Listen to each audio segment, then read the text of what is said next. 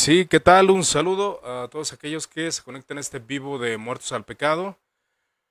Vamos a comenzar con esta serie que ya tiempo atrás hemos llevado a cabo, que es Concilios, Confesiones y Credos. Y bueno, pues para aquellos que han seguido esa serie en el canal de YouTube o los Facebook Live que hemos hecho ya desde el año 2018, hemos estado tratando los temas de la cristiandad, de cómo los concilios comenzaron a reunirse para definir doctrina, y cómo se empezó a hacer la división dentro de las iglesias cristianas. En esta ocasión, pues llegamos ya al 1517, después de transcurso de tiempo del año 300 en adelante, donde hemos estado observando por ahí algunos temas que creo que es muy interesante que cada uno de nosotros indague en ello. Y me propuse en esta ocasión, aprovechando el café teológico, tocar el tema acerca de las 95 tesis de Lutero. Tratar de entender un poco mejor las tesis, ya que se me viene a la mente o se viene a la memoria lo que es que mucha gente celebra estas 95 tesis, pero no las han estudiado y no sabemos realmente a qué se refieren. Y bueno, primeramente quiero probar aquí el audio, si se está escuchando bien, espero que me confirmen si se está oyendo bien el audio, que no haya ni una interferencia y ningún problema. Voy a comenzar con el tema, ¿verdad? Entonces, bueno, el tema de hoy es la reforma alemana, las 95 tesis de Martín Lutero. Y voy a dar comienzo en breves minutos para que ustedes puedan pues comentar, compartir este audio en vivo, si ustedes bien lo desean, con la finalidad de aprender juntos acerca de la reforma. Y me tomo el atrevimiento de llamarla reforma alemana porque precisamente es el inicio de la reforma de Lutero y la reforma luterana de una de un imperio el cual se fragmenta, y esta división trae, es conocida como el segundo cisma de la iglesia, está impregnado de nacionalismo, que creo que es algo que es muy importante que entendamos, aquellos que indagamos acerca de la historia, tratar de ser lo más objetivo posible, ¿no? Entonces, comenzamos. Las 95 tesis de Martín Lutero no es una confesión, ni mucho menos un credo, no lo es, definitivamente no. No toca temas dogmáticos, ni temas de doctrina importante para el protestantismo, pero sí son una especie de crítica a ciertas enseñanzas y a ciertos aspectos que creo que vamos a tratar de profundizar lo mejor posible, ¿verdad? Cualquier duda y comentario pueden ponerlo en la caja de comentarios, vaya. Entonces, me interesa hablar del documento, porque con él comienza a desarrollarse lo que se conoce como la reforma de la iglesia alemana, y así diferentes reformas que se empiezan a gestar en diferentes lugares. Entonces, estas tesis fueron colocadas con la finalidad de realizar un debate académico. Nada más, ese fue el interés de Martín Lutero cuando provocara en la conciencia de los empoderados para que tuvieran un tema principal para Lutero, que claro que las 95 tesis toca diferentes temas. No podemos centrarnos a de que toque solamente uno, no, es multitemático lo que toca Martín Lutero en sus tesis. Y es bien curioso porque estas tesis no son las primeras, definitivamente no, son tesis que fueron popularizadas, y realmente aquí ocurrió el efecto viral que hoy conocemos en internet, donde la polémica o que lo impulsaran ciertos poderosos, como en el caso de hoy de las redes sociales, cuando alguien con muchos seguidores comparte algo, realmente se viraliza. En el caso de Martín Lutero, ahí disculpe tal vez la comparación, fue así. Realmente sus 95 tesis fueron propagadas por toda Alemania, no solamente por Alemania, sino por la mayoría de Europa, y esto trajo una polémica bastante fuerte que llevó a la división, a la segunda división de la iglesia cristiana. Pero Lutero no buscaba eso, no buscaba ni una división, no buscaba una reforma. Lutero no estaba buscando ni siquiera las reformas que con anterioridad ya se habían tocado, y son las cosas que ya hemos hablado en concilios, confesiones y credos, como los concilios medievales sí buscaban reformas morales, reformas de la iglesia, prohibir la simonía, prohibir el abuso de indulgencias. Ya era un tema tocado dentro de los concilios que ya vimos anteriormente dentro de la iglesia católica romana. ya muchas personas tenían el deseo de una reforma eclesiástica, pero esta reforma eclesiástica no implicaba divisiones, ni aun John Hus quería divisiones, más bien quería que dentro de la Iglesia Católica se reformara ciertas enseñanzas, pero una reforma moral. En el caso de John Hus fue una reforma moral. Y el papado, ellos querían que se reformara el papado. El caso de John Wycliffe fue un poco más radical y él sí quería totalmente condenar el papado y establecer otras doctrinas que para él eran pues totalmente bíblicas y fueron rechazadas obviamente por Roma, ¿no? Entonces, en los concilios medievales, como digo, pues sí buscaban eso, ¿no? La idea de una reforma eclesiástica no era nueva, y esto quiero que lo entiendan. La palabra reforma no viene de un contexto de Martín Lutero, no fue una idea de Martín Lutero, no, ya había un proceso de trabajo dentro de la Iglesia Católica que llevaba a un deseo, con un deseo de reformar la Iglesia Católica romana. Y también buscaban la unidad con la Iglesia Ortodoxa griega. Estos concilios medievales realmente buscaban algo bueno. Lutero jamás planeó lo que iba a ocurrir. No es como ahora que la gente cree que va a ser una reforma. Vamos a planear una reforma eclesiástica como en el tiempo de Martín Lutero. Lutero, esto le llegó de sorpresa. Dice un historiador llamado Norman P. Tanner, que fue el último concilio que vimos, concilio medieval, el Lateranense quinto, se discutió mucho sobre la reforma de la iglesia. Hubo una discusión impresionante acerca de la reforma de la iglesia, pero se hizo poco. Se obtiene un sentimiento extraño, dice el historiador, al pensar en este concilio. Acabó en marzo de 1517, unos 6 meses antes de que Martín Lutero iniciara la reforma, clavando sus 95 tesis en la iglesia de Wittenberg. Pero existía una inconmensurable inconsciencia a propósito de la tormenta que se avecinaba. El concilio lateranense habló mucho, pero no hizo nada. Y el no hacer nada, pues llevó a que otros grupos iniciaran esta reforma. Entonces, los problemas e influencias. Ok, ya vimos nosotros, ya analizamos lo que son el conciliarismo. El conciliarismo era un movimiento dentro de la iglesia que buscaba que el concilio tuviera autoridad suprema por encima del papa y que el papa se sometiera a las decisiones del concilio. Eso era bastante importante, el conciliarismo, y de hecho era uno de los movimientos más fuertes cuando se empieza a desacreditar el papado, porque el papado empieza a perder popularidad en el sentido positivo, empieza a perder ese prestigio, ¿verdad? Entonces, el conciliarismo es muy importante, porque de hecho los conciliares buscaban el concilio, debía de tener la supremacía de la iglesia y definir los temas de doctrina, entre otros detalles. Eso es muy importante para que nosotros entendamos una frase que Martín Lutero expone en la Dieta de Worms. Ahora, también había un movimiento que se le atribuye el pensamiento de la Biblia. La Biblia tiene la autoridad por encima de todos.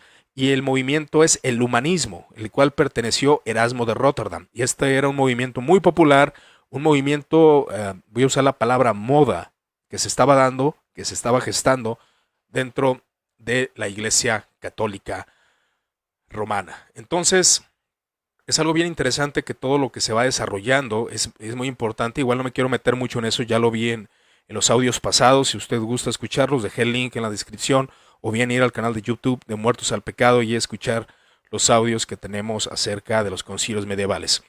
Entonces, las reformas del pasado también era algo muy influenciado por los sectores, algo que influenció a todos los sectores de la iglesia, y muchos anhelaban una reforma, la anhelada reforma. No solamente los pre-reformadores, no solamente John Hus, no solamente John Wycliffe, no solamente Savonarola, no solamente, etcétera, ¿no? Guillermo de Ockham, no sé. No solamente ellos, no solamente ellos. Había grupos en conjunto que querían reformar la iglesia. Pero Lutero no buscaba eso. Entonces había un rechazo por la escolástica y también por parte de Lutero. Él quería rechazar a Pedro Lombardo, que es muy importante este personaje porque Pedro Lombardo es uno de los primeros exponentes, no el primero porque Agustín aún habla de eso, acerca del término indulgencias y acerca de lo que es, más bien, no el término indulgencias, más bien lo que es el purgatorio, indulgencias no. Pero bueno, Pedro Lombardo sí llegaba a tocar esos puntos del purgatorio y fue lo que ayudó al desarrollo del tema de las indulgencias, pero también es muy importante que conozcamos cuál era la doctrina correcta acerca de las indulgencias, porque Lutero abrazaba una doctrina correcta acerca de la indulgencia plenaria, y es algo que también vamos a considerar en este audio en vivo. Gabriel Biel, también Lutero rechazaba las enseñanzas de Gabriel Biel. Él se le conoce por exponer aquella doctrina en la cual el ser humano se esforzaba por obedecer, y aunque fuera imperfecta su obra, Dios la aceptaba, pero era porque Dios veía el esfuerzo humano. Entonces, una de las doctrinas que Martín Lutero rechaza al considerar que el ser humano está totalmente corrompido.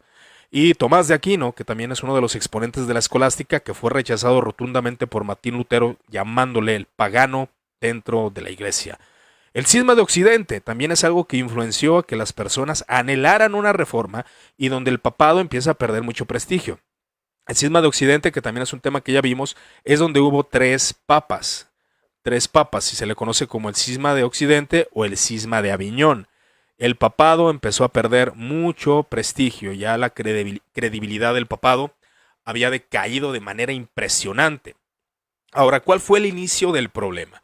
Bueno, considerando, no me voy a meter mucho hacia la historia de Lutero, pero en Lutero, para el año 1515, él inició en el 1513 a desarrollar lo que se conoce como la teología de la cruz, que claro que la teología de la cruz llevó un proceso, llevó años de desarrollo, pero Lutero en el año 1515 ya tenía un desarrollo teológico sobre toda la parte de la teología de la cruz. Estamos hablando que a sus 32 años ya comprendía el punto focal en la doctrina del perdón y la justificación de la sola fe, como él lo dice en sus comentarios a los romanos, y dice lo siguiente: pero en ningún otro lugar, sino en el Evangelio, se revela la justicia de Dios, es decir, quien es el justo ante Dios. ¿Y cómo se llega a hacerlo? Por medio de la fe sola, y este escrito de Romanos fue escrito, valga la redundancia, en 1515. Y dice Lutero: con que el hombre cree la palabra de Dios, como está escrito en el último capítulo de Marcos 16, capítulo 16, versículo 16, el que creyere y fuere bautizado será salvo, mas el que no creyere será condenado. Pues la justicia de Dios es la causa de la salvación, y como ocurrió con el poder de Dios, también con la justicia de Dios debe entenderse no aquella por virtud de la cual Él es justo en sí mismo, sino la justicia por la cual nosotros somos hechos justos. Aquí está considerándose esa propuesta acerca de Lutero, de la justificación por la sola fe. Entonces quiero decir que realmente Lutero ya tenía el desarrollo, y de hecho él expone que en el año 1515 fue cuando sus ojos fueron abiertos, y es donde se le atribuye por muchos protestantes, por muchos evangélicos, que Lutero nace de nuevo, según los comentarios que tenemos dentro de las iglesias y comúnmente, ¿no? Pero ¿cuál fue el problema de las 95 tesis de Lutero? Lutero era un católico ferviente, esto cabe mencionarlo, era un católico que anhelaba una iglesia recta y correcta. Entonces, el movimiento de las indulgencias es lo que empieza a causar este problema. ¿Pero cuál movimiento de las indulgencias? La predicación de aquellas indulgencias que fueron mandadas por León X con la finalidad de adquirir fondos para construir la Basílica de San Pedro, suponía un despliegue espectacular en Alemania, así comisarios, subcomisionarios, predicadores a las órdenes del principal, con aquella ocasión de Juan Tetzel, que es el pregonador de las indulgencias, contadores, cobradores, fuerzas de orden y todo un cortejo de ayudantes animaban a las manifestaciones de devoción del pueblo, que acudía masivamente a lograr la ayuda para sus difuntos en el purgatorio, el perdón para adquirir indulgencias. Entonces, no tiene que extrañar en consecuencia que el sistema de indulgencias que fue apoyado de manera económica, la gente se les exhortaba a que compraran indulgencias, entre otros detalles, fue un sistema que fue duramente atacado no solo por Lutero, por algunos espíritus selectos, por predicadores autorizados, por humanistas y por hasta las quejas de la corte de Castilla, es decir, la iglesia española también estaba en contra, católicos estaban en contra de lo que se estaba haciendo, y no de la indulgencia en sí mismo. Por tanto, cuando en aquella circunstancia el ejército pacífico de la indulgencia llegó a las cercanías de Wittenberg y la población, a pesar de las prohibiciones aún del príncipe de Sajonia, Federico, que guardaba y exhibía en su iglesia un amplio y opulento tesoro de ellas, tesoros de indulgencias, tesoros de reliquias, corría la gente en masas a comprar las bulas. El fray Martín Lutero propuso, aquí va el punto, propuso la discusión académica de las 95 tesis. Solamente eso, propuso una discusión académica del uso correcto de las indulgencias. Verdadera controversia sobre las indulgencias, sobre su doctrina y sobre los abusos. Es muy importante que esto lo ponga en su mente. Sobre los abusos de la práctica que se estaba. Este es el punto focal del monje alemán católico que él reprobaba en sus tesis. De manera sencilla vamos a considerar 5 puntos de qué trataban estas tesis. Primeramente, el perdón que dan esas indulgencias es más elevado o igual que la cruz de Cristo, o igual que la cruz de Cristo. Yo creo que sería más bien lo que quiso Lutero expresar, que mucha gente, muchos predicadores le estaban dando el mismo poder a lo que es la indulgencia que la misma cruz de Cristo. Pero también enfatiza un segundo punto. El segundo punto es el uso correcto de las indulgencias. El abuso en la predicación de las indulgencias sería el tercer punto. La crítica al Papa que se estaba levantando por humanistas y aún por el mismo Lutero, pero lo hacía con una reverencia muy, muy impresionante. También el quinto punto serían asuntos políticos y económicos que implicaban un ataque a la iglesia alemana y sobre todo a Federico de Sajonia, quien apoyaba a Martín Lutero económicamente. Fue el que fundó en 1505 lo que se conoce la Universidad de Wittenberg, una universidad muy nueva que apoyaba a Lutero, que tenía mucha simpatía por Lutero, y a Federico de Sajonia hay que atribuirle mucho porque fue uno de los protectores principales de Lutero. ¿Y qué ocurre en 1517? Bueno, todos conocemos esta gran escena donde se cuestiona por algunos historiadores. De hecho, tenemos ahí la imagen donde Martín Lutero clava sus 95 tesis. Pero algunos cuestionan esta fecha de esta especie de manifiesto y se cuestiona sobre todo la realidad del gesto teatral del fraile Agustino clavando con saña la incentiva contra las indulgencias en las puertas de la iglesia de todos los santos. De hecho, es algo que se cuestiona. Si realmente Lutero clavó estas 95 tesis, solamente fue una invención para tratar el tema de manera muy épica, ¿no? Pero independientemente lo haya hecho o no, el evento pues fue real, estas 95 tesis fueron escritas. Muchos historiadores dicen, bueno, si el evento no ocurrió, igual es importante, porque es lo que la mente alemana proclama de este héroe de la iglesia de la iglesia alemana, ¿no? El fundador, se puede decir, de la iglesia luterana. Aunque así no lo vería Lutero. Lutero más bien veía una reforma de la misma iglesia católica.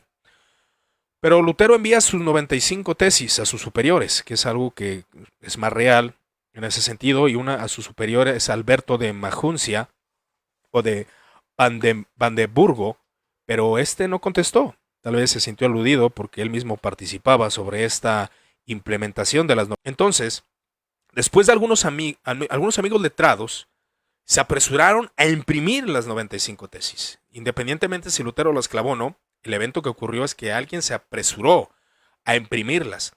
Algo probablemente apoyado por Federico de Sajonia, porque los intereses de Federico de Sajonia estaban siendo afectados. Pero vamos a entrar a las 95 tesis. No voy a tocar todas, obviamente, por cuestiones de tiempo y también porque es bastante largo, pero vamos a tratar de tomar la sustancia de la enseñanza de algunas tesis de Lutero. Lutero, a sus 35 años de edad, maestro en artes y en Sagrada Escritura y profesor ordinario de esta última disciplina en esa localidad, clava las 95 tesis y él declara, por amor a la verdad y en afán de sacarlo a la luz, se discutirán en Wittenberg las siguientes proposiciones. Él comienza con la tesis número 1 diciendo, la tesis 1 hace fuertes énfasis en este punto. Y él dice, la verdadera penitencia y continua penitencia, cuando el Señor nuestro Dios, Maestro, Jesucristo dijo, haced penitencia, ha querido que toda la vida de los creyentes fuese de penitencia. Aquí el fraile Lutero intenta poner en debate algo bastante sustancial, que no es suficiente la compra de indulgencias, debe haber una verdadera penitencia. Y esto habla de un arrepentimiento continuo en la vida del cristiano. Por eso aquí es donde él menciona el verdadero arrepentimiento, a diferencia del solo hecho de comprar una indulgencia que aparentemente puede perdonar mis pecados, como lo mencionan los vendedores de indulgencias. Y él menciona, este término no puede entenderse en el sentido de la penitencia sacramental, es decir, la penitencia no es aquella que se hace cuando alguien se confiesa, sino aquella penitencia de dolor constante en la vida del creyente. Aquí él no está contrarrestando y no está pues quitando lo que es la penitencia de los sacerdotes o la confesión o satisfacción. Lutero no está anulando aquí el ministerio sacerdotal, pero sí dice, es necesario que el cristiano tenga un arrepentimiento continuo, es necesario que la vida del creyente vaya continuamente arrepintiéndose de sus pecados. Y Lutero dice, en la tesis número 3, sin embargo, el vocablo no apunta solamente a una penitencia interior, antes bien, una penitencia interna es nula si no obra exteriormente en diversas mortificaciones de la carne. Y esta tesis es muy importante. Aún dentro del catolicismo y dentro de cualquier sector cristiano, esta tesis es muy aplicable. La penitencia debe manifestarse en diversas mortificaciones de la carne. El punto focal es, sí, la indulgencia no es o no produce esa penitencia. La penitencia debe ser con un corazón honesto, un corazón sincero, que se arrepiente, y esa obra exteriormente se va a manifestar y mortificar la carne, un arrepentimiento genuino, afirma Lutero. Sin embargo, el vocablo no apunta solamente a una penitencia interior, antes es una penitencia interna, es nula y obra totalmente para mortificar la carne. Entonces, en consecuencia, la tesis 4 dice, en consecuencia subsiste la pena mientras perdura el odio al propio yo, ese odio que se obtiene por el arrepentimiento, por esa penitencia continua que el creyente tiene que tener, y después de haber hecho ese análisis de penitencia es cuando se confiesa directamente con el sacerdote, que es lo que dice Martín Lutero. En consecuencia subsiste la pena mientras perdura el odio al propio yo, es decir, la verdadera penitencia interior, lo que significa que ella continúa hasta la entrada en el reino de los cielos. La penitencia debe ser continua y parte de la vida del cristiano hasta la entrada del reino de los cielos. Es lo que está tratando de enfatizar Martín Lutero en esas cuatro tesis que acabamos de mencionar. El punto focal de Martín Lutero está diciendo hasta la entrada en el reino de los cielos. Un arrepentimiento genuino, un arrepentimiento continuo. Que claro, él no estaba anulando, vuelvo a mencionar, aquí Lutero era rotundamente católico. Para aquellos que creen que habla de la sola fe, las 95 tesis, no. Aunque Lutero ya había desarrollado esa teología. Pero el punto número 5 dice, el Papa no quiere ni puede remitir culpa alguna, salvo aquella que ha impuesto, sea por su arbitrio, sea por conformidad a los cánones. Vaya, esta tesis, ¿qué significa? Y es muy importante que la entendamos, y esto nos va a ayudar a entender las demás tesis y a entender aún el tema de las indulgencias. ¿Cómo es que esta doctrina entró en el cristianismo? ¿Cómo es que esta enseñanza está dentro de las filas del cristianismo? ¿Por qué? ¿Quién la introdujo? Y eso es muy importante. ¿Qué quiere decir esta tesis número 5? Y en esta tesis número 5 quiero enfocarme porque de aquí se va a desglosar todas las demás. Ok, el Papa, dice él, puede remitir culpa de aquello que haya juzgado por medio de los cánones penitenciales. Y no quiere ni pretende perdonar todos los pecados. Ah, caray, ¿esto qué significa? ¿Qué significa la palabra cánones o los cánones penitenciales? Muy bien, creo que esto es muy, muy importante que lo entendamos.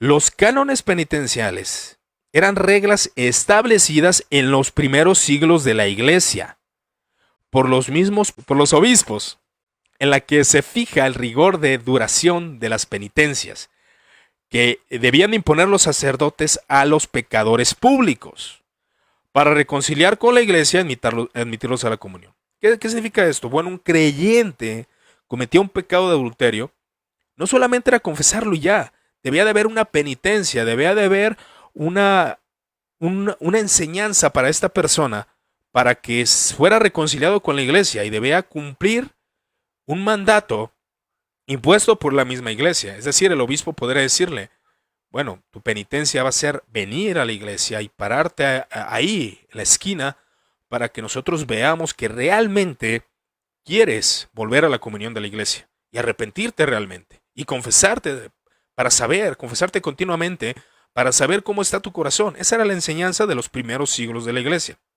Ahora, los cánones penitenciales eran para los pecadores vivos que se arrepentían y querían volver a la comunión de la iglesia. Algunos de estos cánones fueron formulados, de hecho nosotros vimos, y yo mencioné de hecho en la serie Concilios, Confesiones y Credos, los cánones del concilio visto en Ancira del año 314 y el concilio de Neocesarea y sobre todo el concilio de Nicea. Ahora, no estoy avalando estas reglas disciplinarias, yo creo que tenían un contexto, pero el concilio de Nicea estableció cuáles eran algunos elementos que el cristiano debía de cumplir con la finalidad de que pudiera volver al seno de la iglesia. Algunas fueron puestas en vigor y otras no. Y sobre todo, obviamente, dentro de la iglesia evangélica protestante, pues no aplicamos esto. Pero, por ejemplo, los cánones del concilio de Nicea. El proceso de reconciliar se desarrolla fuertemente a través de la penitencia. La penitencia pública, es decir, que los sacerdotes, como los obispos, como los maestros, entiendan que tú estás arrepentido.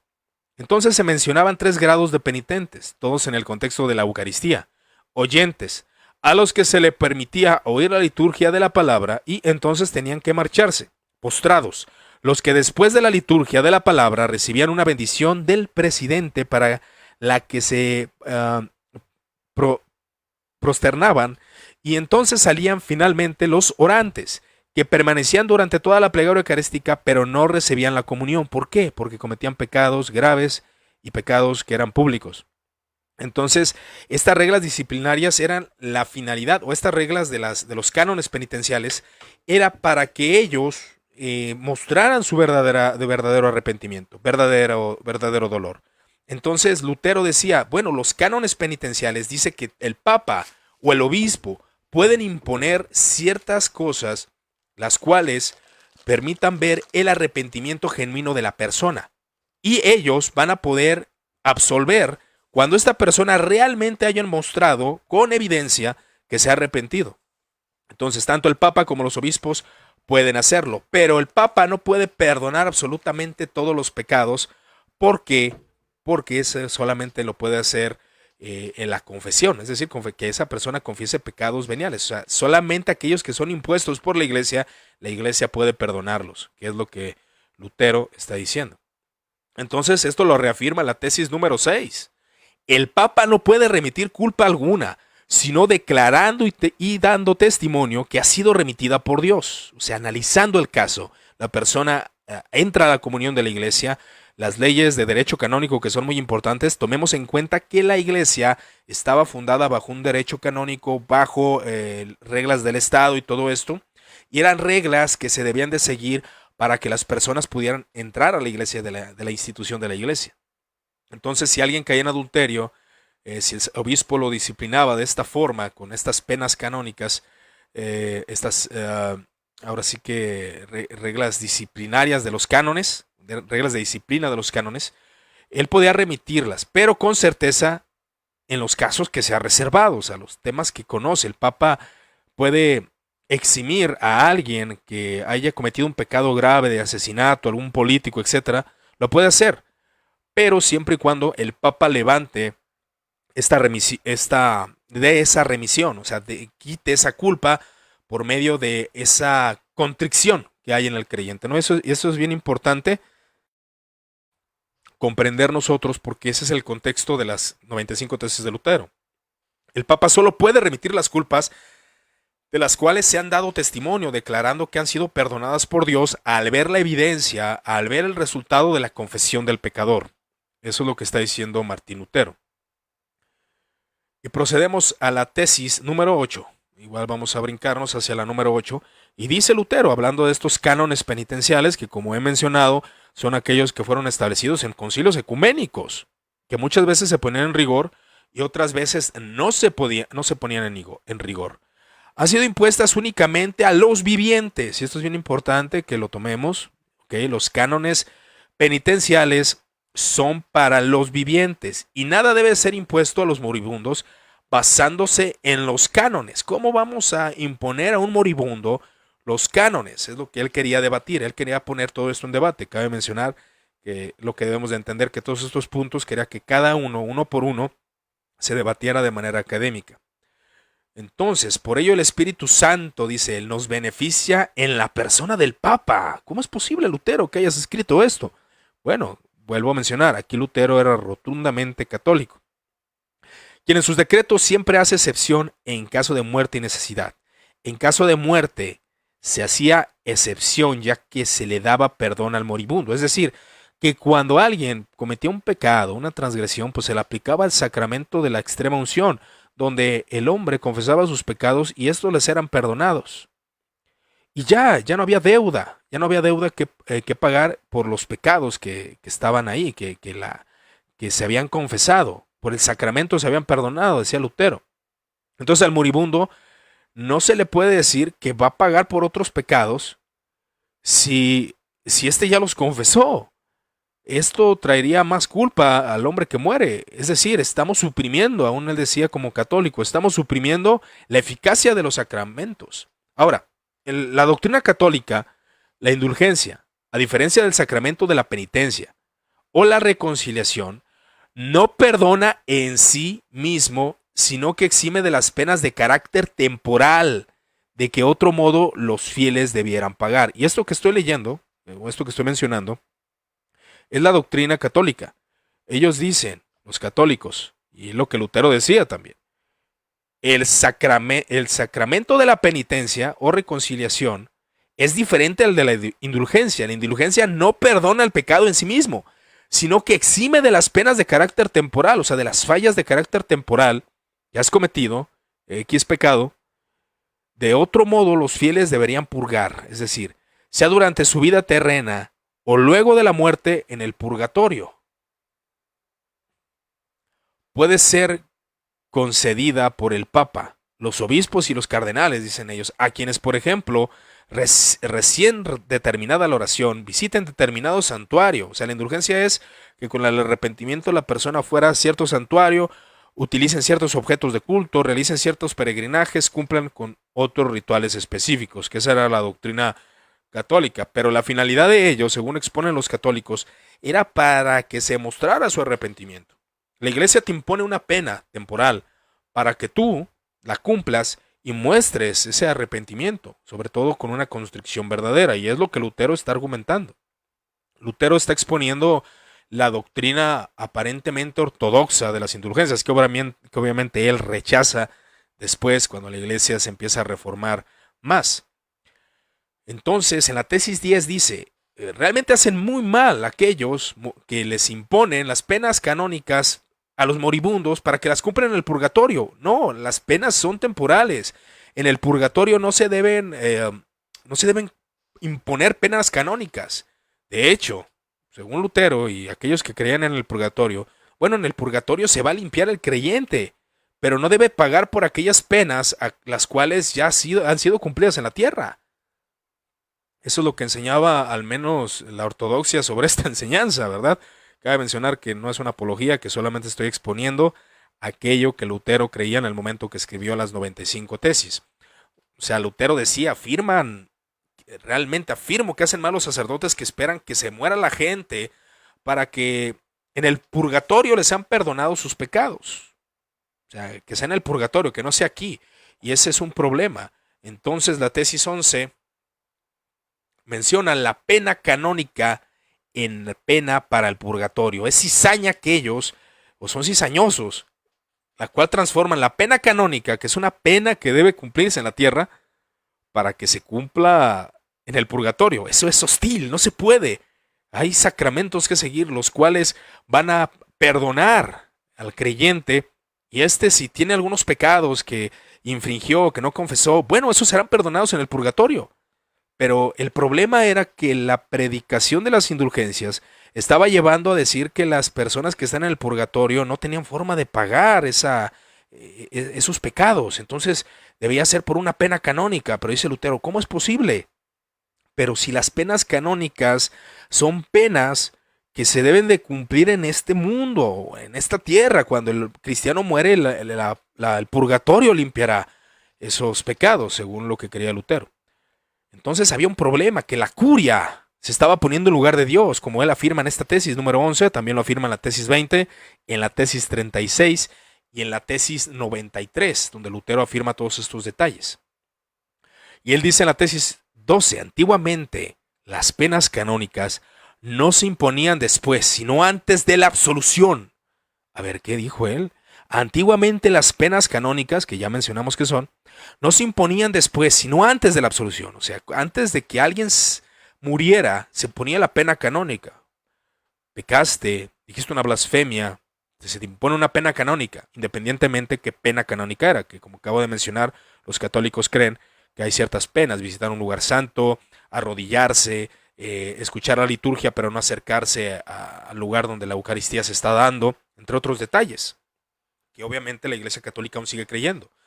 Entonces la absolución se daba, y cuando la absolución se daba, ahí es que está como la prueba de la verdadera contrición. Entonces este creyente, por medio de la absolución, que es cuando el creyente muere, la Iglesia Católica hace la absolución, la unción de los enfermos, o aquel que está a punto de morir, se hace la confesión y se absuelve de sus pecados. Entonces era contradictorio decir que, bueno, este murió, lo absolvieron, pero tiene que pagar la pena canónica en el purgatorio.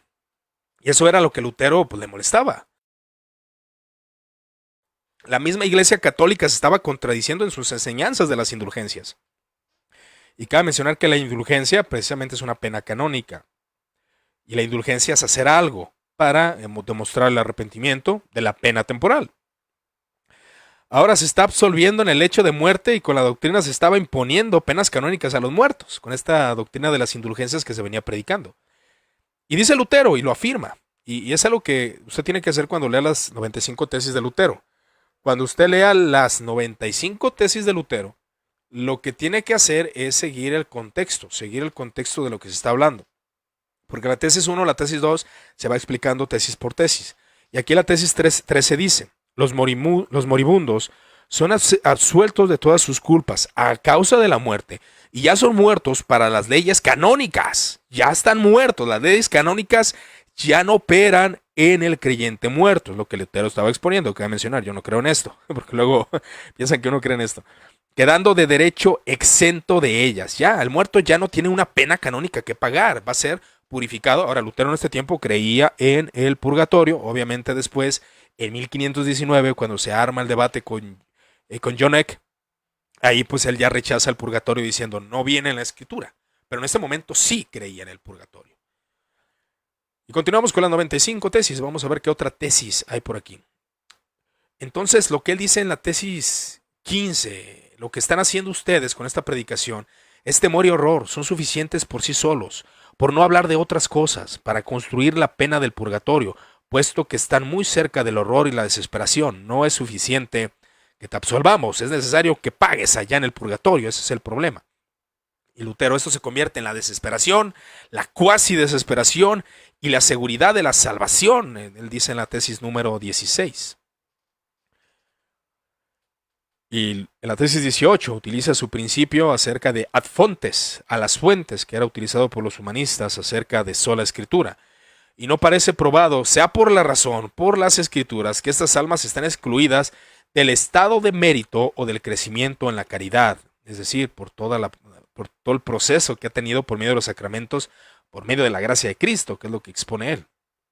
En la tesis 19 dice: al menos en su totalidad, o sea, y tampoco parece probado que las almas en el purgatorio, al menos en su totalidad, tengan plena certeza de sus bienaventuranzas, ni aun en el caso de nosotros podemos estar completamente seguros de ellas. O sea, esto causa una inseguridad terrible en el creyente al saber que sus pecados no van a poder ser pagados aquí, ni por la confesión, ni por la Eucaristía, por nada. Y eso era un problema dentro de la Iglesia Católica. Que bueno, si Dios nos permite, y si ustedes así bien lo quieren, tocaremos el Concilio de Trento para que ustedes vean cuáles son las resoluciones que el Concilio de Trento ofrece a lo que Lutero exponía, ¿no? Entonces la tesis 20 dice: por tanto, cuando el Papa habla de remisión plenaria de todas las penas, significa simplemente el perdón de todas ellas, sino solamente el de aquellas que él mismo impuso. O sea, aquellas penas canónicas que fueron impuestas pueden ser perdonadas por la remisión plenaria, pero aquellas que no son impuestas por la remisión plenaria o por aquella regla plenaria, Pues es por medio de los sacramentos, decía Lutero. Los sacramentos que la iglesia da. Las penas temporales que impone la iglesia, esas son las penas que pueden ser perdonadas por el Papa. Y el Papa absolverlas. Pero aquellas que no son confesadas o aquellos pecados, bueno, ahí están los sacramentos, decía Lutero. Ahí está la fe en Cristo, ¿no? Entonces él dice, en consecuencia yerran aquellos predicadores de indulgencias que afirman que el hombre es absuelto a la vez que es salvo a toda pena por causa de las indulgencias del Papa. No, el Papa no puede absolver esos pecados no confesados o aún las penas canónicas.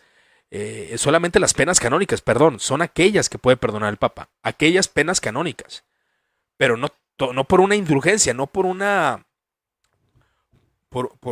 por una enseñanza del canon, de los cánones penitenciales. No se puede perdonar todos los pecados por una contrición o por un acto que se haga por cierta pena. No es posible. O sea, no es la enseñanza ortodoxa de la iglesia.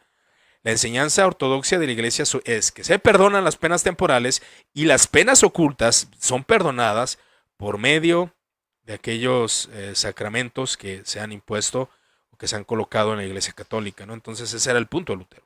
Ahora, el Papa Pablo VI comenta de las indulgencias que pueden ser aplicadas a los fallecidos. Para ese tiempo Lutero y muchos pues tenían esa duda. Y bueno, ahora al menos los católicos afirman eso.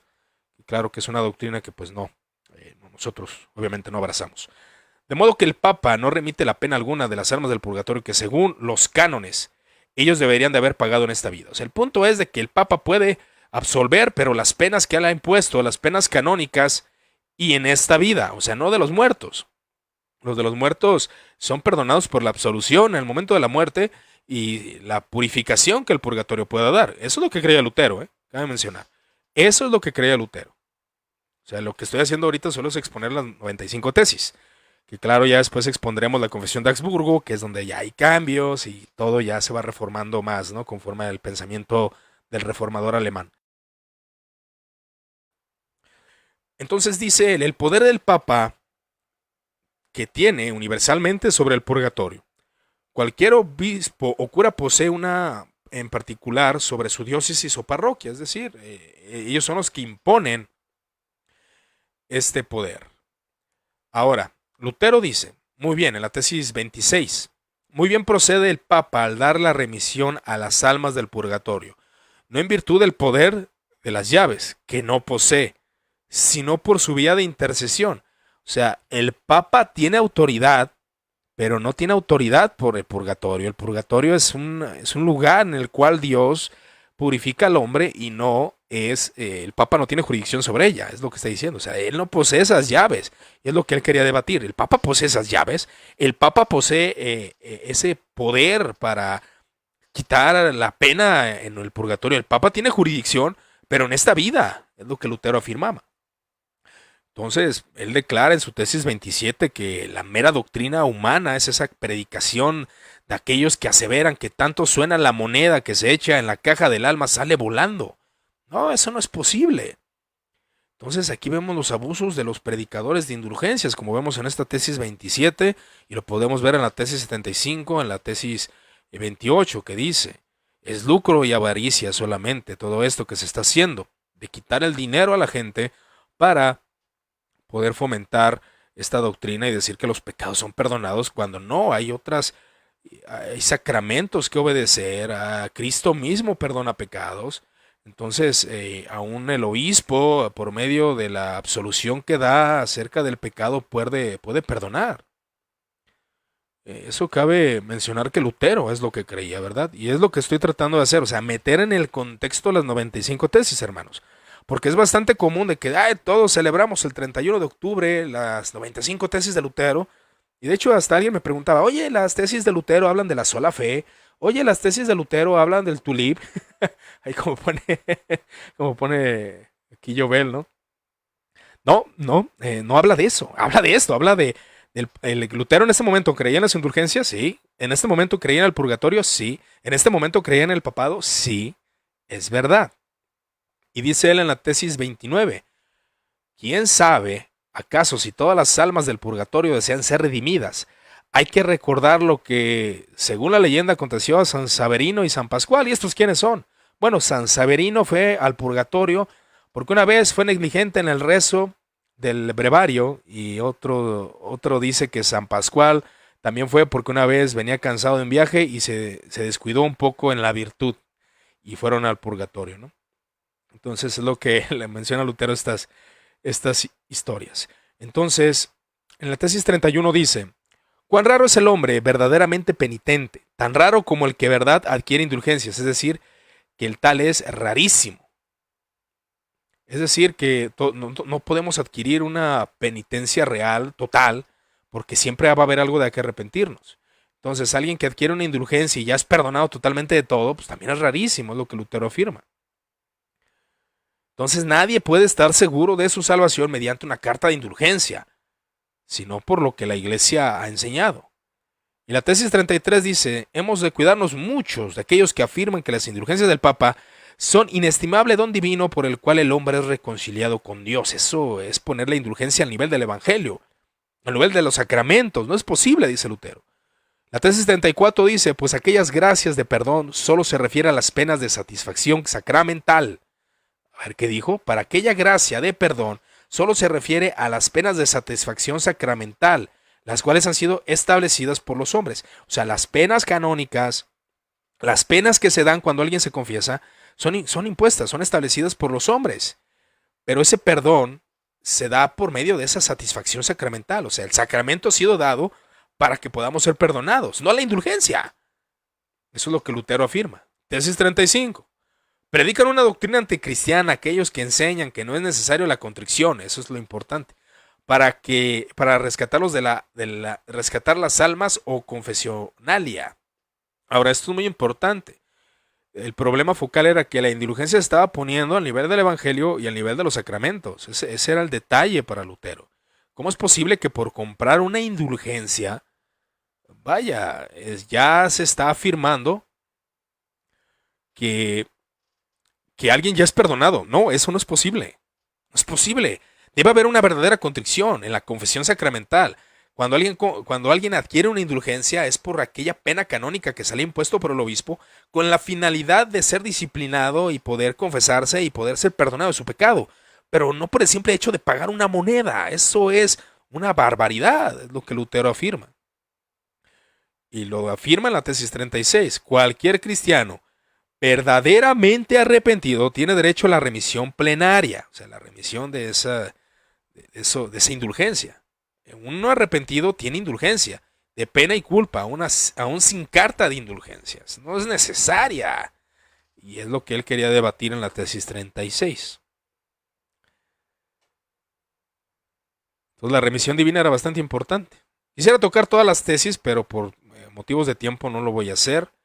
Entonces vamos a pasarnos a la tesis 41. Dice: las indulgencias apostólicas deben predicarse con cautela. Aquí ya lo está diciendo él. Lutero estaba a favor de las indulgencias, pero aquellas indulgencias que eran impuestas por los obispos con la finalidad de que el creyente se arrepintiera, el creyente por la pena temporal tuviera que hacer algo para la remisión, impuesta por la iglesia, ¿no?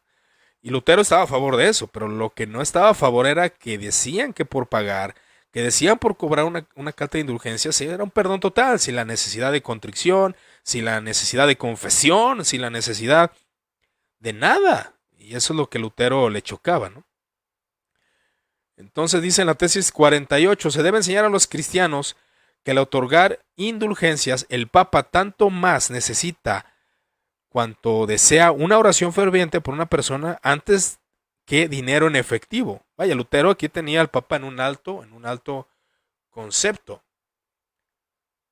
Esto es algo bien interesante que tenemos que considerar. Aquí Lutero no estaba hablando mal del Papa, pero vamos a leer un poco en las tesis posteriores cómo se empiezan a hacer las críticas del Papa. Y miren lo que dice Lutero. Hay que enseñar a los cristianos que las indulgencias papales son útiles. Ah, caray, ¿cómo, Lutero? Espera, ¿qué estás diciendo? Ahora, no estamos afirmando esto, pero hay que meter al personaje en su contexto, hermanos. O sea, él está diciendo que las indulgencias papales son útiles. Sin ellas no ponen su confianza, pero muy nocivas en sí, aquellos que confían en ellas pierden el temor de Dios. O sea, son útiles si en ellas no se ponen su confianza. O sea, una indulgencia no puede hacer todas esas maravillas que los predicadores de indulgencia están haciendo o están diciendo, Juan Tetzel y todos ellos. La tesis 50 dice, debe enseñarse a los cristianos que si el Papa conociera las exacciones de los predicadores de indulgencia, bueno, ¿quién diría que el Papa estaba de acuerdo? León X, ¿verdad? Preferiría que la Basílica de San Pedro se redujera a cenizas antes de construirla con la piel, la carne y los huesos de sus ovejas. Entonces la tesis 91 y la 50, él dice, deben de predicarse las indulgencias no con el espíritu que se está predicando, debe predicarse con el espíritu del Papa, o sea, la verdadera enseñanza acerca de las penas canónicas. Y la tesis 51 aquí se encarga de mencionar el respeto al Papa que Lutero habla en sus tesis con tal de reivindicar la doctrina correcta y aún mencionar que el Papa no estaba avalando estas enseñanzas, que bueno, pues evidentemente la historia nos muestra que León X sí estaba avalando todo esto. Y esto fue lo que causó el problema. Debe enseñarse a los cristianos que el Papa estará dispuesto, como es su deber, a dar su peculio a muchísimos de aquellos a los cuales los pregoneros de indulgencia son sacaron el dinero, aun cuando para ellos tuviera que vender la Basílica de San Pedro si fuera menester. Wow, qué concepto del Papa tenía Lutero. Y así vemos en estas tesis, como podemos ver, acerca del el arrepentimiento, el verdadero uso de las indulgencias, y aquí está mencionando los aspectos del Papa, o sea, que el Papa, que son enemigos de Cristo, como él lo menciona en la tesis 53, los que para predicar indulgencias ordenan suspender por completo la predicación de la palabra de Dios en otras iglesias. Y en la tesis 62 dice Lutero, el verdadero tesoro de las iglesias es el sacrosanto evangelio de la gloria y de la gracia de Dios. Y todos decimos amén a eso, ¿no?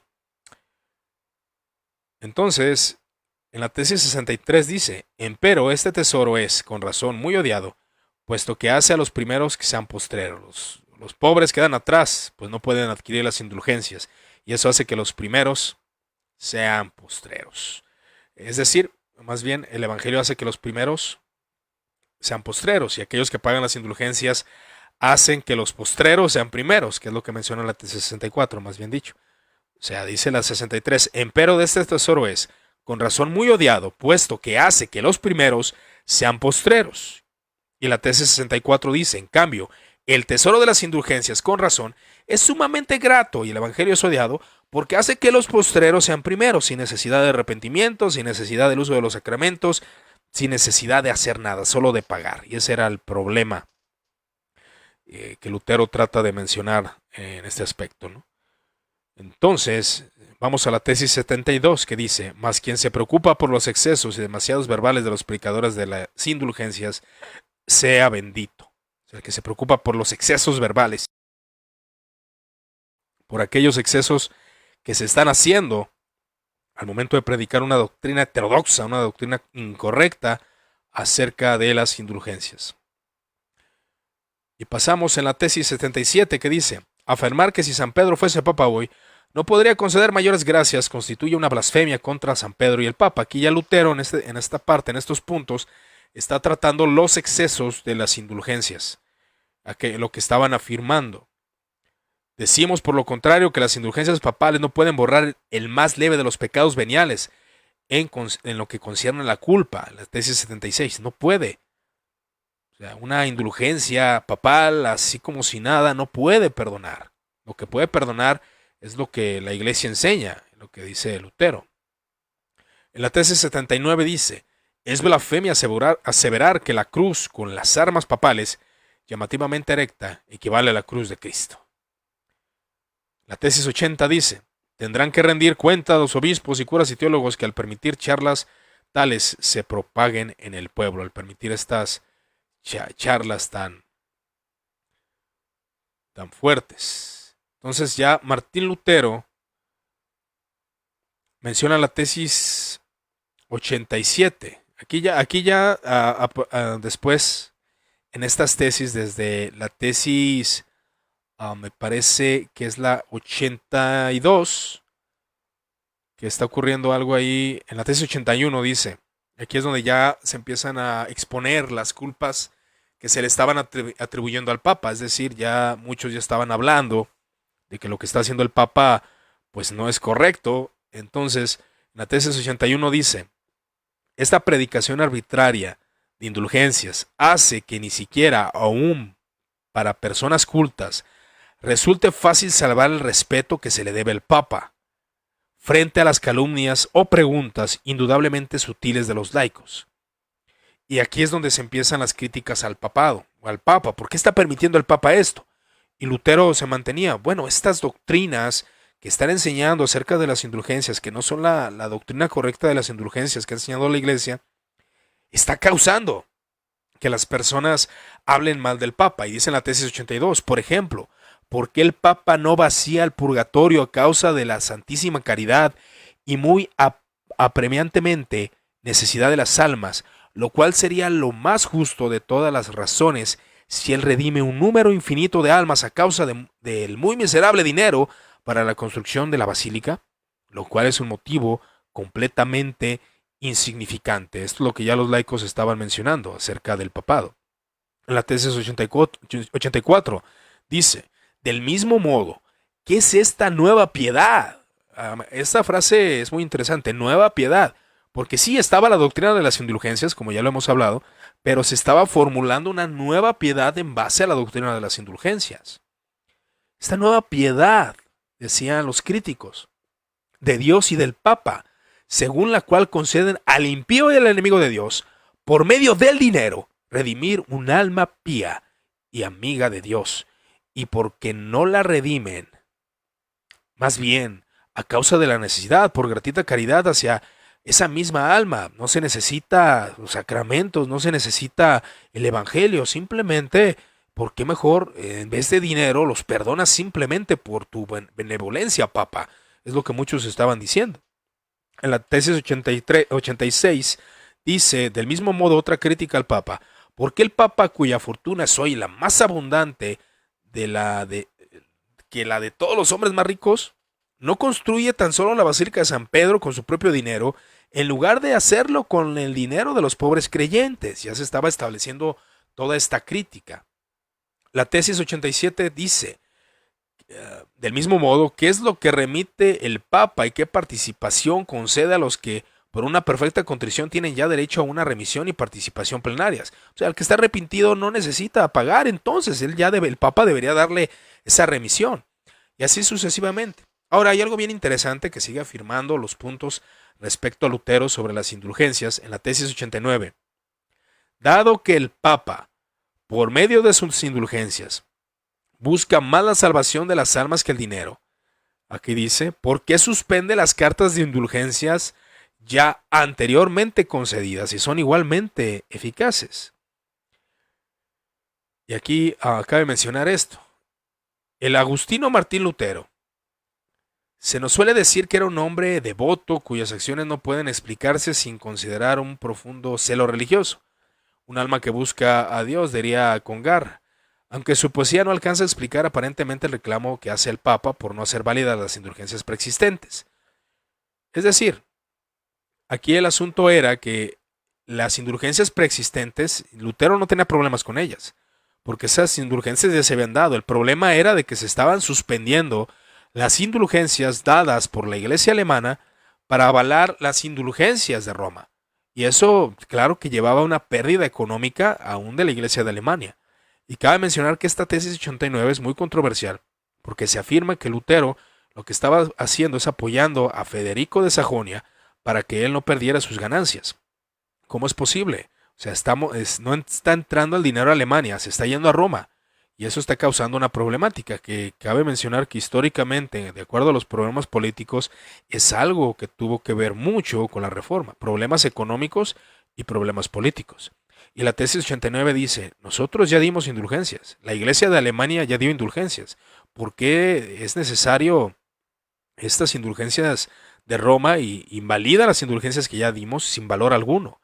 Es lo que la tesis 89 está diciendo. Ahora, es algo interesante de considerar. La tesis 90 dice, reprimir estos sagaces argumentos de los laicos solo por la fuerza sin desvirtuarlos con razones significa exponer a la Iglesia y al Papa a la burla de sus enemigos y contribuir a la desdicha de los cristianos. Y ya finalizamos con la tesis 95 y dice, y a confiar en que entraron al cielo a través de muchas tribulaciones antes que por la ilusoria seguridad de la paz. Las indulgencias no dan la paz. Las indulgencias solamente son para las penas temporales y no son para la eternidad. Solamente el perdón de pecados por medio de la exposición sacramental, que cabe mencionar que no concebía el Evangelio como nosotros lo concebimos ahora, que solo por la fe en Cristo. Claro que sí, era la fe en Cristo, pero era importante los sacramentos también. Eso Lutero de hecho no lo desarraigó nunca de su teología, cabe mencionar. Entonces, bueno, estas tesis, como podrán ver, pues no son lo que muchas veces creemos que son, ¿verdad? Y creo que es un análisis que cada uno debe de hacer, o sea, lo que mencioné.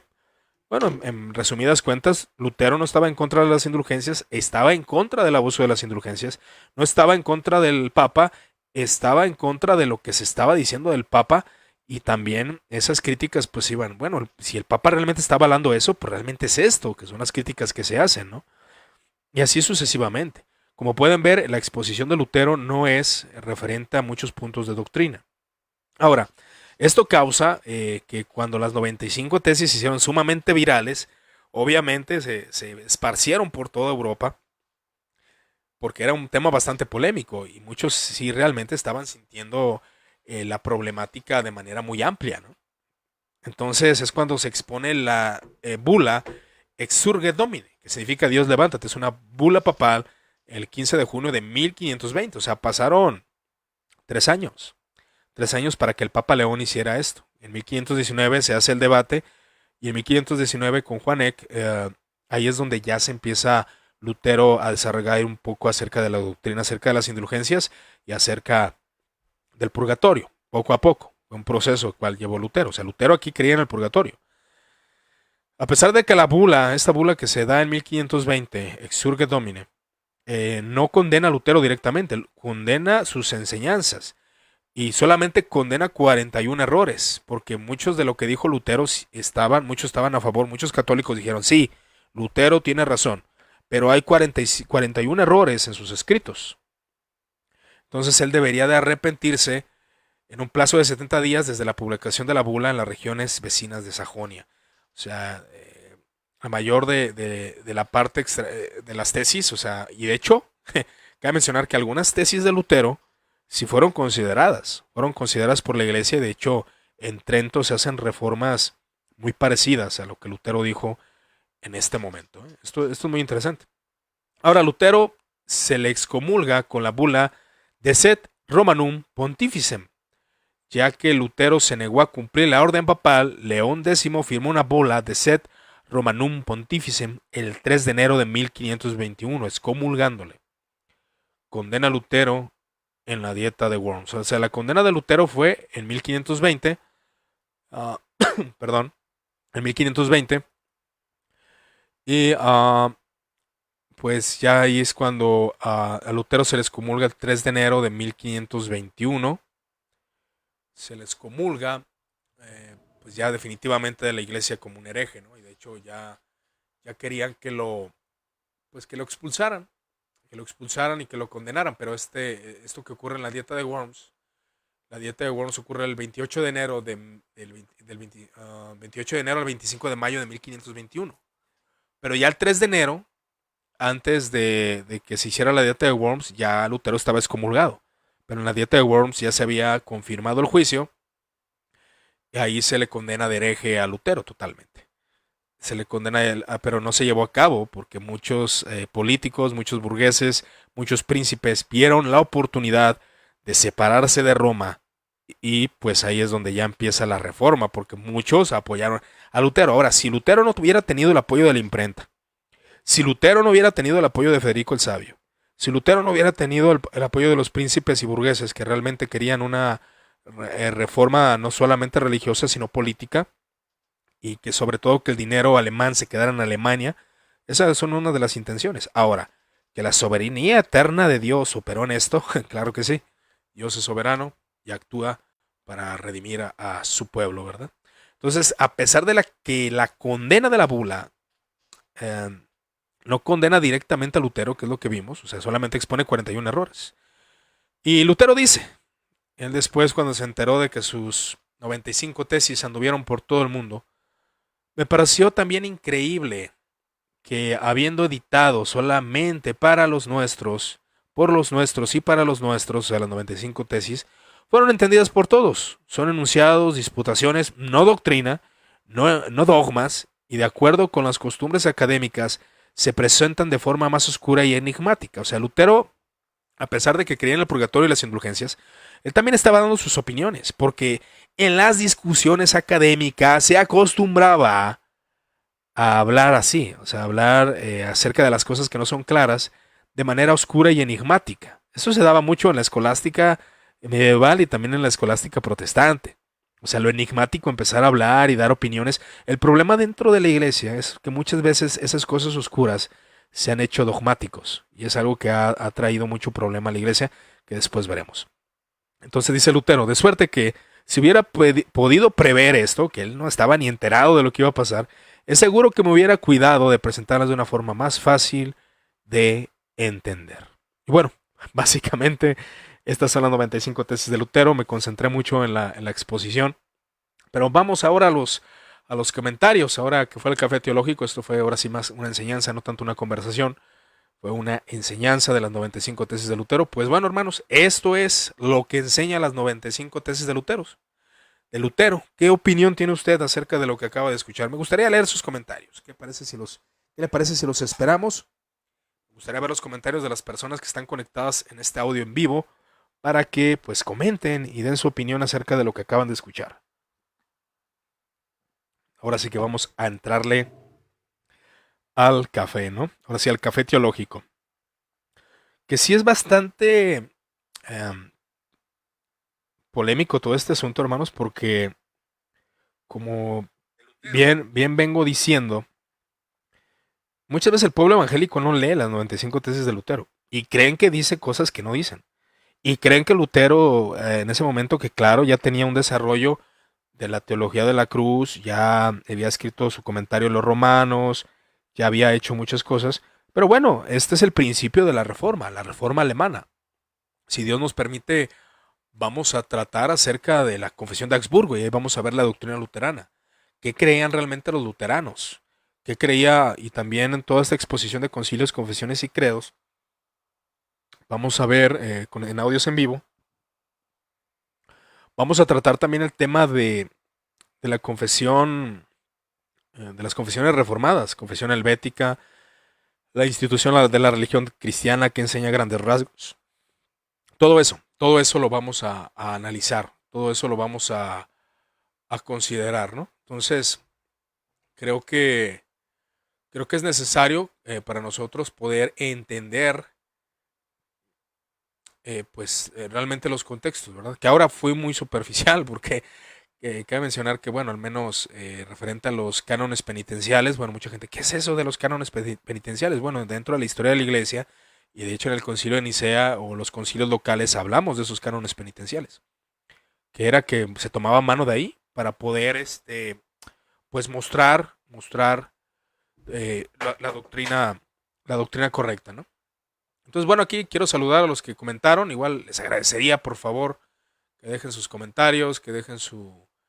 Aquí saludos a Erika Rico, también a Rocío. Saludos, Rocío. Gracias. Gracias por estar en este vivo. Se escucha súper bien, comenta ella. Y luego dice Hop, cántate la del Castillo Fuerte, es nuestro Dios. Castillo Fuerte.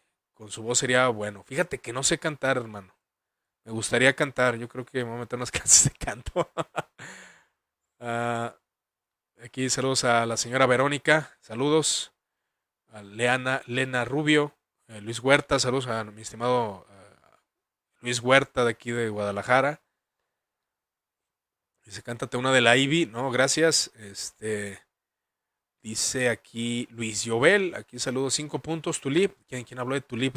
De hecho, ahí Luis Llobel a veces entra unas críticas, he visto por ahí, acerca de esto, ¿no? De que muchos viven una utopía, pues creyendo que pues la 95 tesis era una exposición totalmente bíblica, ¿no? Como pueden ver, Lutero aquí no está hablando en contra de las indulgencias, no está hablando en contra del purgatorio, no está hablando en contra del Papa. Su problema era las cuestiones que estaban dañando políticamente, económicamente y las indulgencias, ¿verdad? El abuso de las indulgencias, todo lo que las indulgencias estaba causando. Y es algo que también debemos de considerar respecto a los contextos políticos, hermanos, para poder analizar esto. Te tiene bloqueado. Saluditos, saluditos, brother. Buenísimo, hermano, dice, bendiciones. Gracias, León y León Roca. Pues sí, no sé si pues tengan alguna opinión ahí de las 95 tesis y si ustedes ya las habían leído. Me gustaría saber sus opiniones. Igual ya aquí vamos a iniciar la conversación, porque de hecho lo que son los días, los viernes son conversaciones más que enseñanzas. Nomás que quise aprovechar la serie que ya tengo haciendo desde 2018, donde pues, me he documentado y hablando acerca de confesiones, concilios y credos. Y la intención es estudiar todos los concilios. Si usted quiere escuchar los audios, están en el canal de YouTube, puede escucharlos sin problema y dejar sus opiniones, ¿no? ¿Sabes qué, hermano? Estoy de acuerdo en esto y esto. Y bueno, y corregir algunos detalles que pueden haber ahí en los audios, ¿no? También, claro está. Entonces, creo que es necesario, hermanos, que aprendamos, que indaguemos, que busquemos, pues ahora sí que las formas de poder dialogar, ¿no? Eh, a mí sí me impresionó cuando leí las 95 tesis. No era nada de lo que creía. De hecho, nomás sacamos la tesis uno y la tesis donde dice que el Sacrosanto Evangelio es el tesoro de la iglesia y ya las demás, así como que la gente no las lee. Y bueno, pues esta es la realidad de las 95 tesis, mis hermanos. Esto fue lo que empezó la reforma alemana. Claro está que ya empezaron algunos detalles ahí y debates y que fue llevando hasta el rompimiento, que fue en 1521, donde Federico de Sajonia y muchos creyentes piadosos pues quisieron llevar la reforma, como también creyentes nada piadosos también quisieron llevar la reforma. Entonces hay mucho que analizar respecto a la reforma alemana, ¿no? Y sobre todo a la doctrina de Lutero, que es algo que igual pudiéramos analizar sus escritos, como Lutero después de su rompimiento, de hecho cuando se da la primera bula, sí, también hay mucha ignorancia dentro del catolicismo.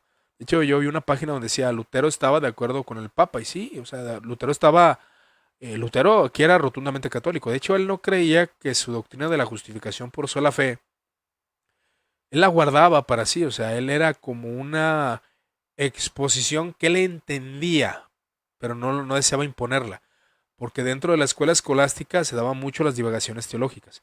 Ahora que Lutero tuvo influencia de muchos exponentes de la escolástica, como Bernardo de Claraval, sobre todo San Agustín de Hipona, que claro, es de tiempo anterior a la escolástica, obviamente, sobre todo John Eck, Guillermo de Ockham, o sea, él tuvo influencia de muchos expositores, de muchos maestros. La idea de la reforma o de sola escritura no es de Lutero, no, es de los humanistas, ad fontes, a las fuentes. Todos decían eso, que la Biblia debía de estar por encima del Papa y por encima de los concilios. ¿Recuerdan esto del conciliarismo? De hecho lo mencioné. El conciliarismo era que querían poner al Papa debajo de los concilios para que la decisión fuera conciliar. Pero Lutero dice, ni papa ni concilios, mi mente está cautiva a la palabra de Dios. Ah, bueno, ya empieza a cobrar sentido de acuerdo al contexto. Ni los conciliares, ni los papistas, estoy más de acuerdo con los humanistas. Las fuentes, la palabra de Dios. Muéstrenme que estoy equivocado con la palabra de Dios y la razón.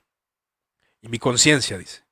Y mi conciencia, o sea, y para Lutero obviamente él tenía la razón por una razón cochina, él no era ilustrado, él decía que la razón era cochina, que solamente por la gracia y por la fe la razón podía entender algunas cosas, pero no, él no era una persona ilustrada, ¿no? Era un renacentista, que alguna pequeña influencia tuvo el Renacimiento, porque para este tiempo el Renacimiento también estaba influyendo, ¿no? Entonces, mis hermanos, los que están conectados, no sé si tengan por ahí algún comentario, alguna duda, alguna confrontación. ¿Qué piensa de estas 95 tesis? ¿Qué cree usted? ¿Era lo que usted creía? ¿Era lo que usted pensaba que decían estas 95 tesis? ¿Ya las había leído? Si las leyó, ¿qué le provocó? ¿Verdad? Esto es importante rotundamente. Y aquí vemos la realidad de esta sustancia doctrinal acerca de Lutero, que esto trajo muchos problemas políticos, claro está. Pero Federico de Sajonia y otros príncipes pues no les convenía. Muchos de ellos vieron a Lutero la oportunidad de hacer esta reforma para guardar sus dominios y mantener una nueva política en Alemania, fuera del imperio, fuera del poder del papado y fuera de la influencia de Roma. Que claro que Lutero lo veía desde un aspecto teológico. No cuestiono la piedad o devoción de Lutero. Claro que no.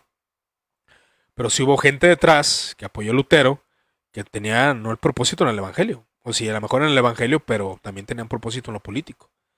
Y esto fue lo que desató la reforma. Que creo que es algo que iremos analizando e iremos considerando en otras ocasiones, ¿no? Pues igual voy a esperar ahí si alguien tiene una pregunta, algún comentario. Vamos a un pequeño receso. Igual vamos a aprovechar el café teológico para conversar sobre este tema y pues poder pues dialogar. ¿Qué le parece? Ponga sus comentarios, ponga sus preguntas y vamos a charlar sobre el tema.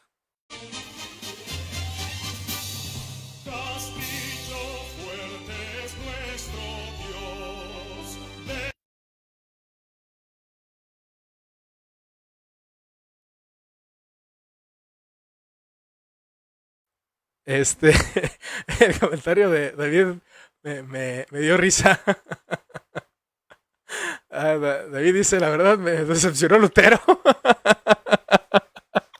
Bueno, hermano, es que es el problema. El problema es de que tenemos bien idealizada a la gente. Perdón por la risa, pero es que es el problema. Ahora, Lutero, yo entiendo, o sea, fue un proceso, hermano. Fue un proceso de formulación teológica. Pero es la verdad, o sea, esa es la realidad, hermano. O sea, no es bueno, no es correcto y desgraciadamente es lo que se ha hecho en muchas iglesias que pretenden interpretar a Lutero de una manera tan idealizada, hermano. Y no haga eso. O sea, Lutero a mí me encantan sus escritos. Creo en muchas cosas que Lutero cree, pero no lo voy a idealizar, hermanos. No idealice a sus personajes favoritos. Dice Oscar Aldana, excelente. Me gustó ese tema. La gente, como mencionaste, creía que el 95 tesis le hizo una exposición de todos los errores de la Iglesia de Roma. Y muchos católicos han utilizado la falta de conocimiento para refutar y burlarse de los mismos protestantes. Pero al conocer esto, ya se puede afirmar que si Lutero aún apoyaba al papado y las indulgencias, pero no como se estaban dando. Por eso se dio el origen de destapar muchas cosas de la Iglesia de Roma y a reformarla. Es parte. La 95 tesis solo fue la punta de la mecha. Bueno, buen comentario. Pensaba que Lutero con las 95 tesis había acabado con la Iglesia romana y la había reventado. No, no. No. Aquí Lutero era rotundamente católico. El problema fue que al papado pues no le agradó. Ahora que solamente expusieron 41 errores. Igual no tengo el documento donde están expuestos esos 41 errores.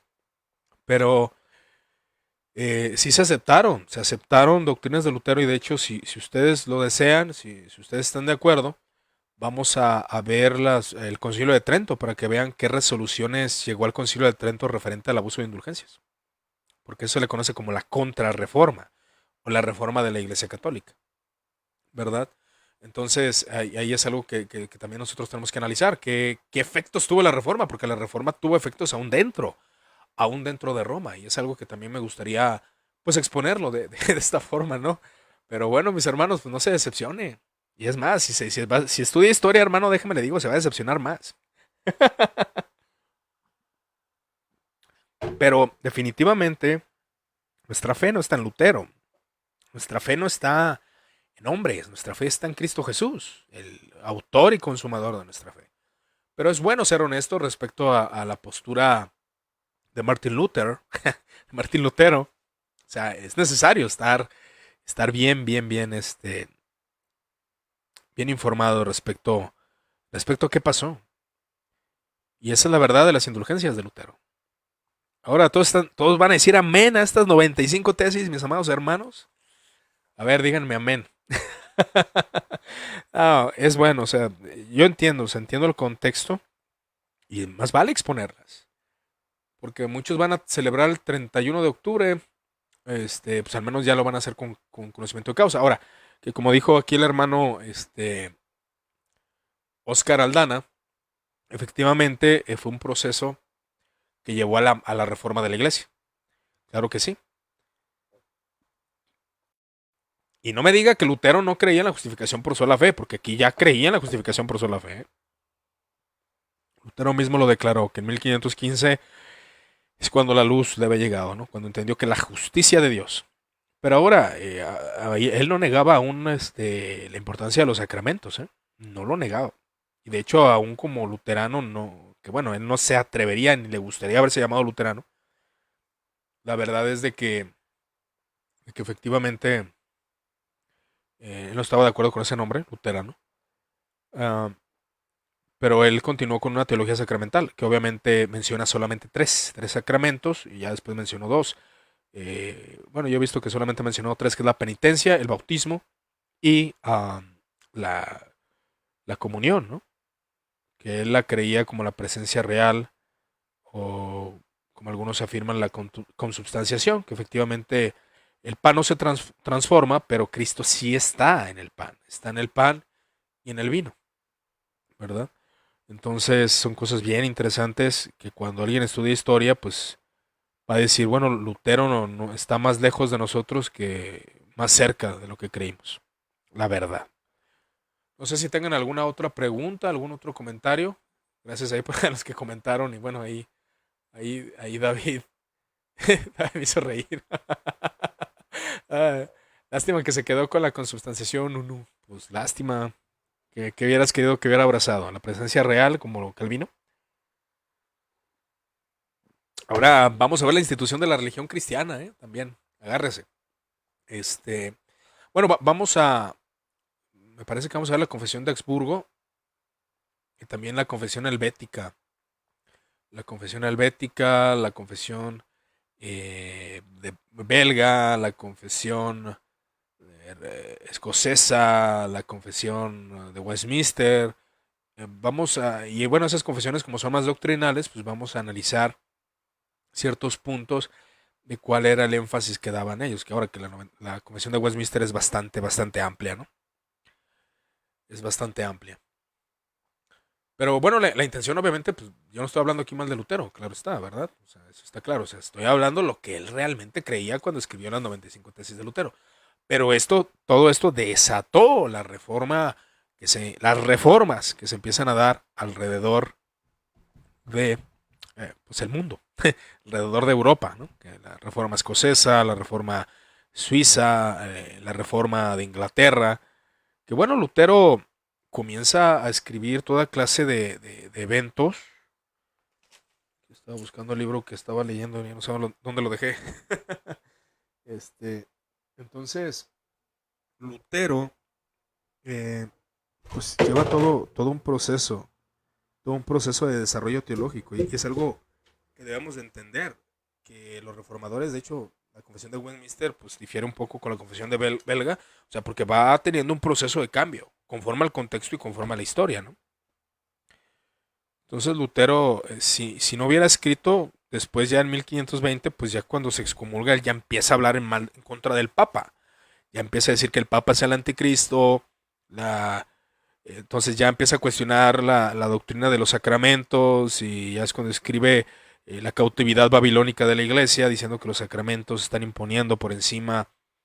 Ahí ya él ya empieza a hablar en contra de. O sea, pero entendamos que en este momento Lutero no tenía esa intelecto teológico.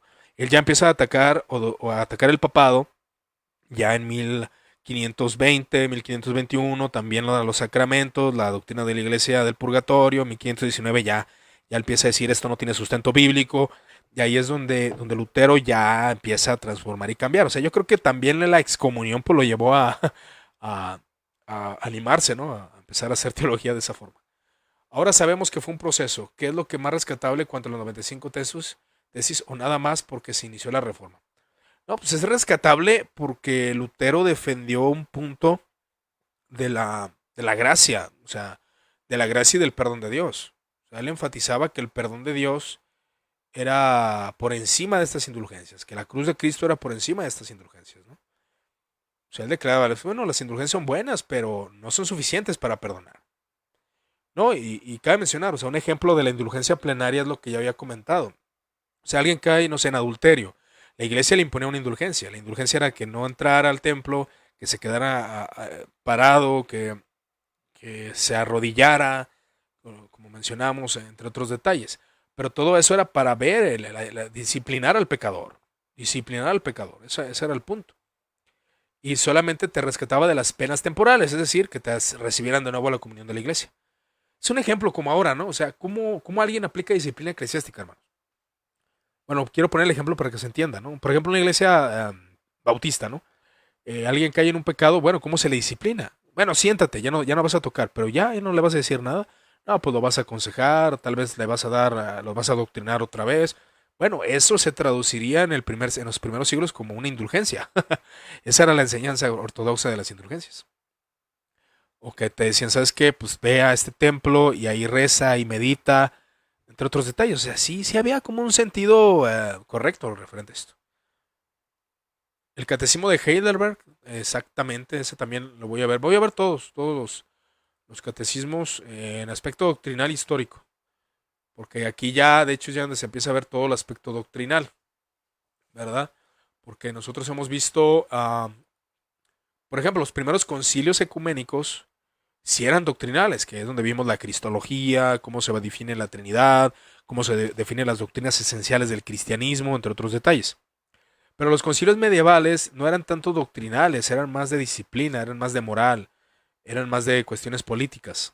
Eran concilios papales donde el papa ya llegaba con las decisiones, ya no era un concilio decidiendo, sino que era el papa ya decidía y pues ya los demás escuchaban. Pero la reforma se encarga de empezar a centralizar, y esto, bueno, sí lo puedo ver de manera evidenciada, empieza a sistematizar doctrina, no de manera muy completa, pero sí empieza a sistematizar. Y eso es, por ese motivo, yo creo que las confesiones que vamos a ver, Confesión de Habsburgo, las confesiones reformadas, pues vamos a hablar del aspecto doctrinal, porque es más doctrinal que otras cosas, aunque también tiene aspectos políticos, claro está.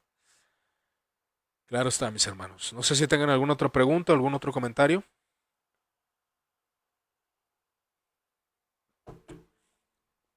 Dice Esteban Treviño, he estado leyendo sobre los reformadores y tenemos pesos pesados como Vermigli, Ursinus, Knox, Zwinglio, Bullinger, Pusero, Sanchi y demás.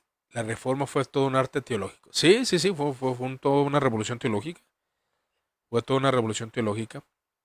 Pero estas tesis, pero fíjense, o sea, las 95 tesis no fueron la mejor obra de Lutero. Lutero ya había escrito su carta a los Gálatas, si no me equivoco, su libro a los Gálatas, disposición a los Gálatas. Ya había escrito el libro de Romanos, comentario de los Romanos. Había escrito 97 tesis anteriormente acerca de la escolástica y ninguna de estas tuvo tanto auge.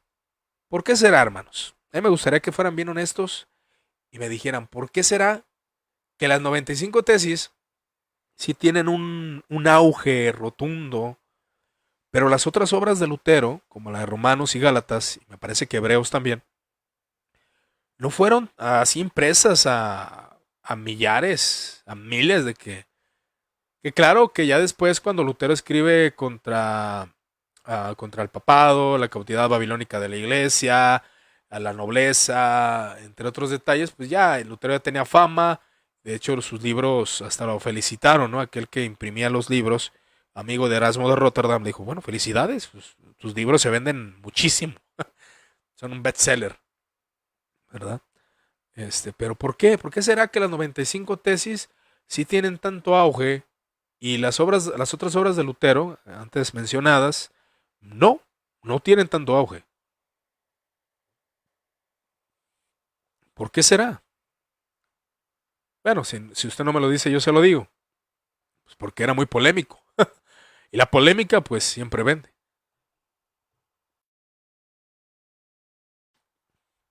en cualquier sector, ya sea eclesiástico, ya sea de otros medios, otros estudios. Pero bueno, mis hermanos, pues yo creo que aquí terminamos el vivo, ya tenemos 1 hora 33 minutos. Les agradezco su amable atención y pues que Dios los siga bendiciendo. Cualquier duda y comentario, pues ya saben, estamos a sus órdenes.